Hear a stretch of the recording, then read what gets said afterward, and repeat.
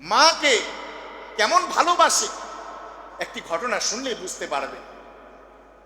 দুই সন্তান, ছোট ভাই আর বড় ভাই। বাবা নাই কিন্তু মাকে খুব মহব্বত করে। এমন সন্তান আছে না নাই? মাকে খুব ভালোবাসে। বড় ভাইয়ের বাসা থেকে বড় ভাই মায়ের খেদমত করে দীর্ঘদিন।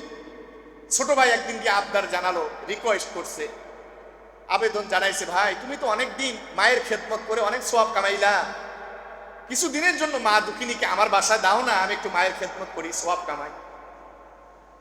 বড় ভাই বলে না, দিতে পারবো না। খেদমত যদি করতে চাও আমার বাসায় এসে মায়ের খেদমত করো। অনেক বুঝানোর পরেও বড় ভাই মাকে দেয় না। ছোট ভাই এবার বড় ভাইয়ের বিরুদ্ধে মামলা করছে।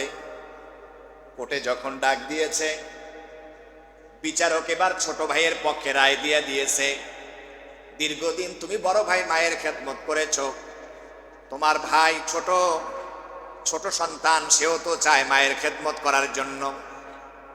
এই কারণে আমি বিচারক হিসেবে আমার একটা দায়িত্ব আছে, তোমার ছোট ভাইয়ের প্রতি বিচার চলে গেল, রায় চলে গেল।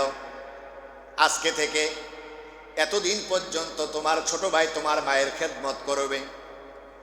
বড় ভাই রায় শোনার পরে ওই কোর্টের শত শত মানুষের সামনে মাটিতে পড়ে গড়াগড়ি করতেছে আর চিৎকার মেরে মেরে বলতেছে, ও দেশের মানুষেরা, এতদিন আমি আমার মা দুঃখিনীর বাসায় নিয়ে খেদমত করেছি, এতদিন আমার ঘরে জান্নাতটা ছিল, আজকে আমার ছোট ভাই আমার ঘর থেকে জান্নাতটা যেন বের করে নিয়ে গেল।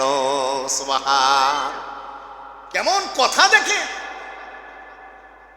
বর্তমান জামানায় যারা 3-4 ভাই, এরা মা বাবাকে বোঝা মনে করে, আমার কি একার দায়িত্ব, আমি কি একাই মাকে দেখবো, বাবাকে দেখবো, আমার ভাইদের কি আর দায়িত্ব নাই, এই কথা বলে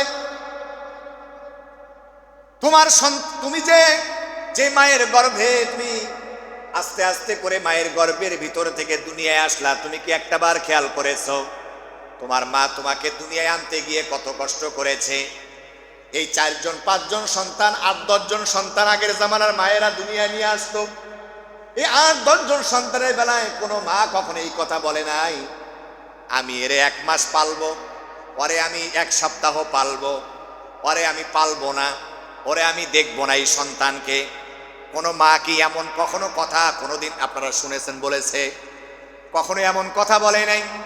মা ছোটবেলা থেকে সমানভাবে ভাবে, যেইভাবে ছোটবেলায় স্নেহ করা দরকার, ভালোবাসা দরকার, সেইভাবেই মা দুঃখিনী সন্তানকে ভালোবেসে লালন পালন করেছে।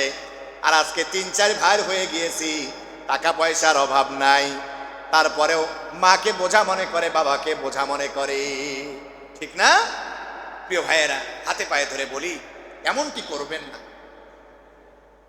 মা বেঁচে আছে, আপনার তো হজ করার মতো আল্লাহ তাআলা একটা জিনিস রেখে দিয়েছে। নবীজি বলেন,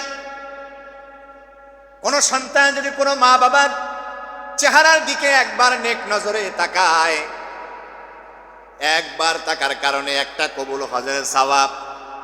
সাহাবীরা বলল, ইয়া রাসূলুল্লাহ, 100 বার যদি ওই সন্তান মা বাবার চেহারার দিকে তাকায় তাহলে কি 100টা কবুল হজের সওয়াব পাবে? নবীজি বলেন, নাম।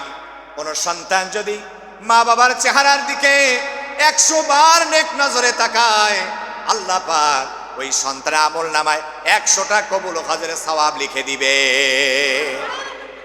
মুসলিম ভাইয়েরা, আপনাদের কি সওয়াব দরকার আছে? কথা বলেন, জোরে বলেন, সওয়াব দরকার আছে? কার কার আছে হাত তুলে দেখান তো আল্লাহকে। সবাই মা বাবার খেদমত করবেন তো ইনশাআল্লাহ? আল্লাহ সবাইকে তৌফিক দান করুন।